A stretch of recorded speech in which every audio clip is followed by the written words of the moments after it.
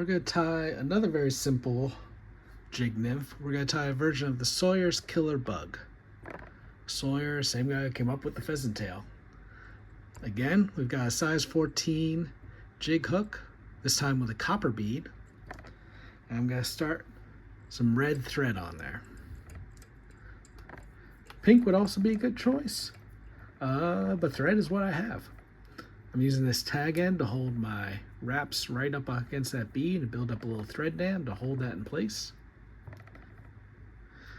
And what I could do, if I was going all the way down, I could hold my thread at an angle like this towards the camera and use that to make even wraps all the way down. But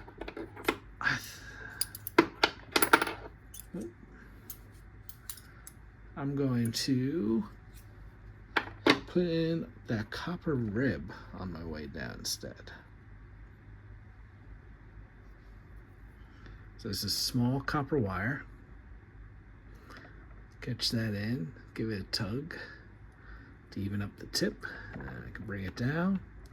And I'm doing that same trick with the wire. Hold it out towards the camera to even up my wraps. Take it back near the bend of the hook. And then the key ingredient to the Sawyer Killer Bug is wool yarn. This is spindrift yarn in oyster color. So I'm just gonna tie that yarn in.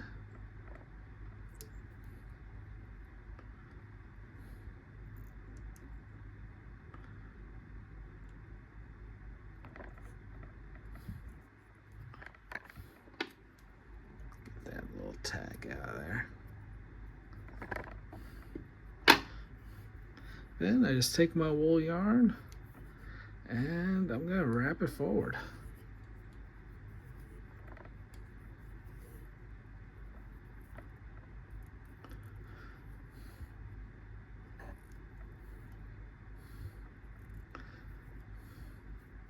I can cord it up as I get near the front to build a little taper if I want to.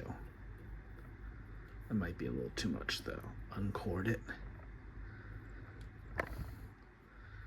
And catch that in.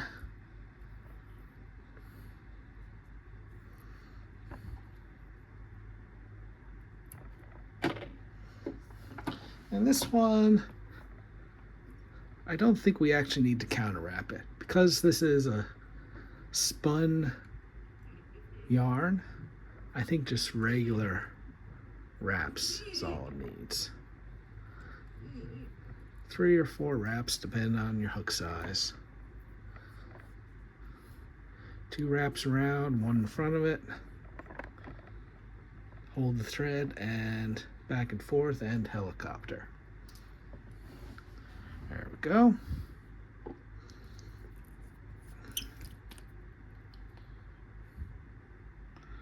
Applying this head cement to the thread, particularly on nymph where that thread's going to be hidden behind dubbing, yarn, whatever. Just makes it easier to apply a little head cement.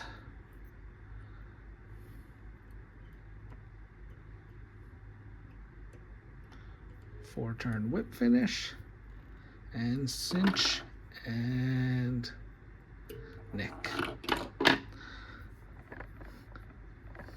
Probably doesn't look too different from a hare's ear. But the yarn does look a little better. Let's see. When it gets wet. It's got pink and blue fibers mixed in. Some of that red thread comes through. Pink thread would be good too. I don't have pink thread.